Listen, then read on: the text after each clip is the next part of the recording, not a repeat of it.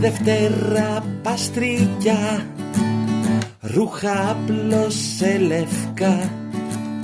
Και η Τρίτη βιαστική, τα μαζεύει απ' το σχοινί. Η Τετάρτη τα μαντάρει και τα βάζει στο σιρτάρι. Μα η Πέμπτη τη μαλώνει, που πριν δεν τα σιδερώνει. Είπε η Παρασκευή να τα σιδερώσει αυτή.